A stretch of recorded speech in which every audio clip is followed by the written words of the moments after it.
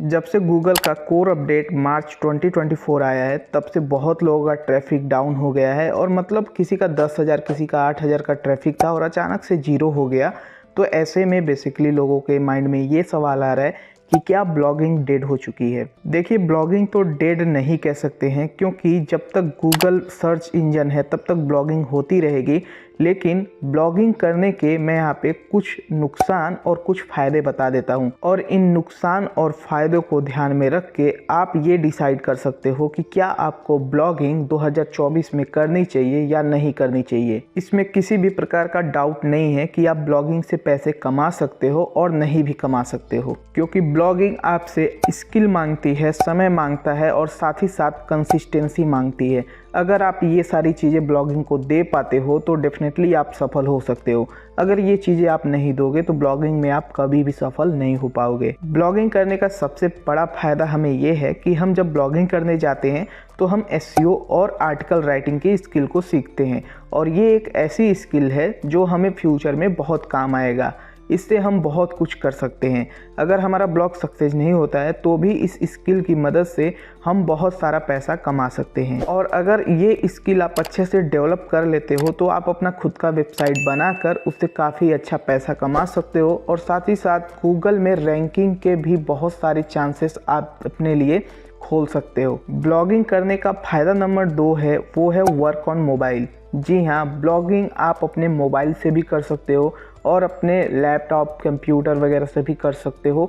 और साथ ही साथ अगर आप थक जाते हो तो आप अपने बेड पे सोकर अपने मोबाइल फ़ोन के द्वारा आर्टिकल राइटिंग वगैरह कर सकते हो, और साथ ही साथ मतलब मोबाइल से पूरी ब्लॉगिंग आप करके बहुत ही अच्छी तरीके से आराम से पैसे कमा सकते हो।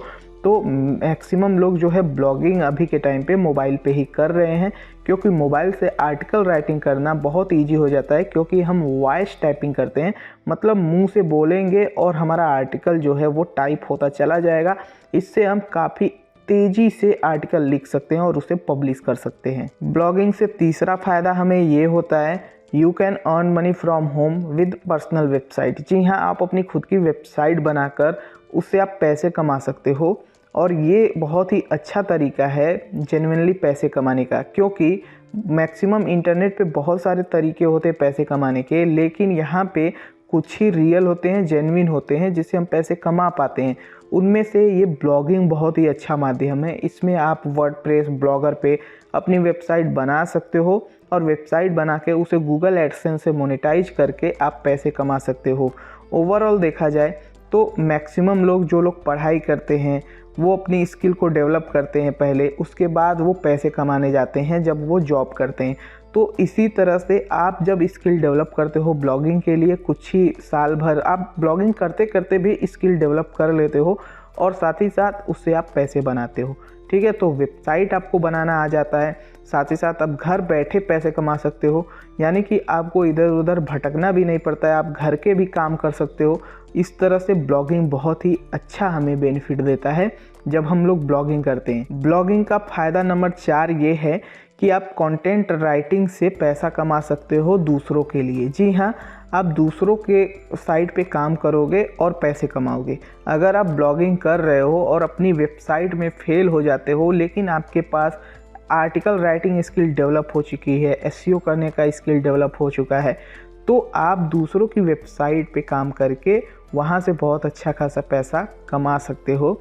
ये भी ब्लॉगिंग का बहुत ही अच्छा फ़ायदा है। और यदि आप ब्लॉगिंग में फेल हो जाते हो तो जो स्किल आप अर्न करोगे ब्लॉगिंग करने से, वो आपको लाइफ टाइम काम आता रहेगा। ब्लॉगिंग का अगला फ़ायदा हमारा है, वो है हमारा इनकम। अगर हम इनकम कर रहे हैं ब्लॉगिंग से, तो ऐसा मत सोचिए कि हम ब्लॉगिंग में बहुत कम इनकम कर रहे हैं।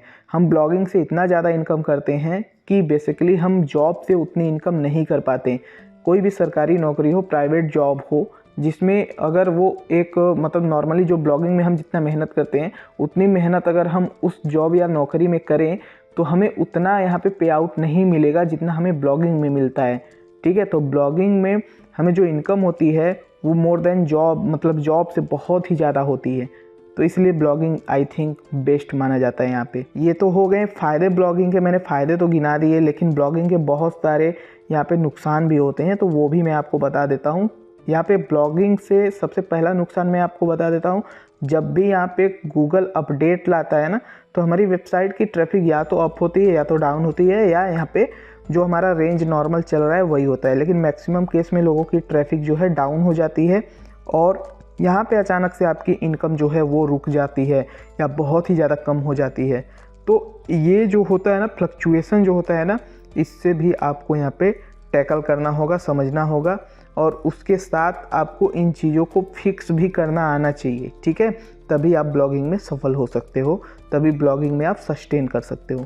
दूसरा यहाँ पे ब्लॉगिंग के नुकसान हैं वो है कि जब भी आप शादी करने जाओगे ना, तो लोग बोलेंगे कि लड़का क्या करता है, ठीक है। तो आप समझाओगे तो मैक्सिमम जो ऑडियंस होती है गांव में जो बेसिकली बिलोंग करती है, वो लोग समझ नहीं पाते हैं, और लोग समझ भी जाते हैं तो क्या करता है, तो लेकिन उन लोग को बिलीव नहीं होता है कि ब्लॉगिंग से घर बैठे लोग पैसे कमा सकते हैं, वो भी अच्छा खासा, ठीक है। और सबसे बड़ी बात है कि समाज में आपको एक बेरोजगार की नज़र से देखा जाता है, तो इसलिए शादी और बेरोजगारी में भी आपको बहुत ही ज़्यादा परेशानी होगी।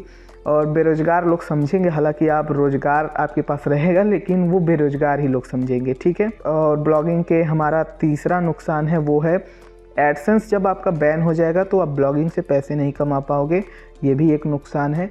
तो एडसेंस बैन हुआ तो फिर समस्या आपको हो जाएगी, क्योंकि एक बंदे के नाम से एक ही एडसेंस खुल सकता है।